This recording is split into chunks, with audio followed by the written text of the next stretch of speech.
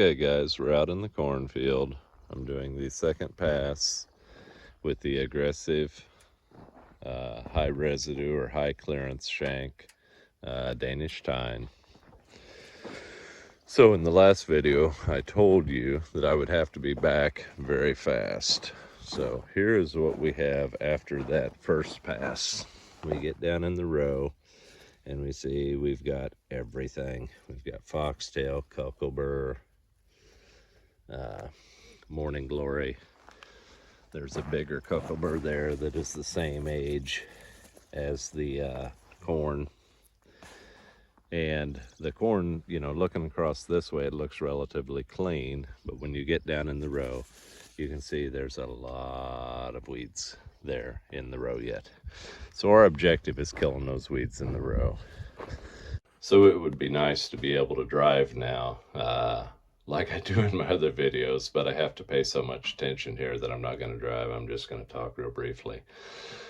So on this pass, you know, this is the corn. It had, in effect, 14 days of rain. We finally got our, 10 days of rain right after we planted. And it was solid green, pretty much a weedy mess. We did get one hoe pass on this field, but that was all, and then it rained again, so it was pretty much all undone. But here I am on the second pass. I'm following relatively very quickly behind. We're exactly, I think 7 days ago that I opened this up for the first time. And you can see from the clouds, it was terribly wet when I opened it up. But they talked about rain coming, so I just closed my eyes and I went. And that got us to where we're at today. So there is still a lot of moisture underneath there. But the weeds are coming. The corn has the jump on it. But I have to move relatively fast now before those weeds get too big to kill. And so in this pass, what I have done with this, with the high residue, really aggressive cultivator, is the first thing I've done is I've shallowed up my shovels. If I stuck them in deep here, I would just turn up ribbons everywhere. And so you can tell by the moisture that I'm going approximately maybe half an inch deeper than the last pass. That's the first point, just a hair deeper, but relatively shallow for this cultivator. The second thing that I'm doing is I'm variating my speed. So when I get up there into those super short, into that old river channel there, my speed is way down. I'm going about 2.5 miles an hour. When I get out into the taller corn, like over there, I will be able to gradually speed up. So I am using the foot throttle extensively to variate my speed based upon the corn I plant. I'm going shallower, I'm variating my speed, and the third thing, and this is important, is I'm alternating my passes. So I know how I do this field, and I'm cultivating exactly opposite of how I cultivated last time. And just a little bitty point like that will allow me to clean up this field. You come back a month from now, once that river channel is hidden, you come back a month from now, and you will not even you'll not even be able to tell the river channel. It will be beautiful, and it will be a super clean field of corn. It's just going to take about 2-3 weeks to hide that. But this is that chance to clean up the field, and so those were the points I wanted to share with you. Relatively shallow, a more aggressive cultivator, variate your speed, and exactly opposite of your pattern last time. So in other words, last time if I was going that way, on this pass, I'm going to be coming back this way on the same pass.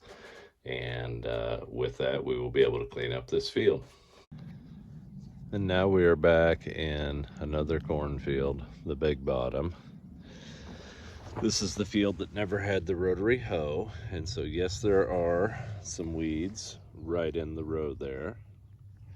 But in the intervening time, it has not rained since we cultivated it last, and we have a lot of loose dirt. And so we will get started here cleaning that up very, very nicely. So on the aggressive Danish tine, what I call the aggressive with the high clearance shanks. See, we've got a 7-inch sweep there, and the next rank forward we pair a couple 7s, and then that front rank forward we run a 4-inch. And so this field actually looks very good, and when I get done cultivating here later this afternoon, it'll look perfect. Okay, I want to get down here at soil level because this field is showing it real good. So when I plant, I push up ridges between the row. And after I planted, you know, we had that 4.3 inches of rain. It actually rained the day I planted.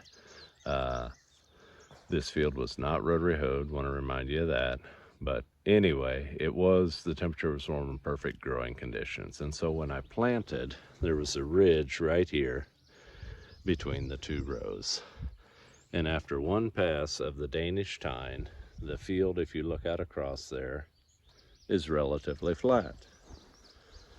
And now I'm coming along for a second pass, and I am creating this.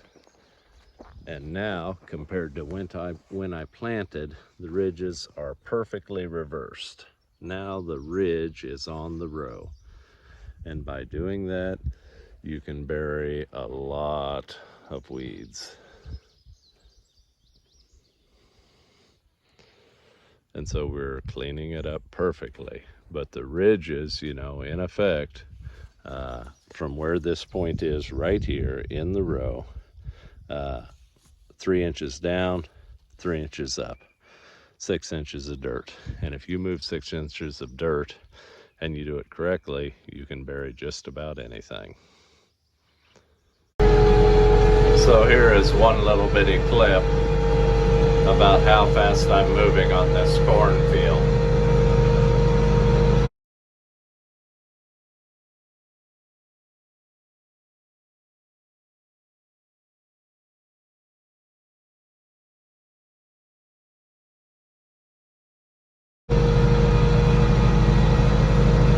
When I'm coming along with this ridging pass,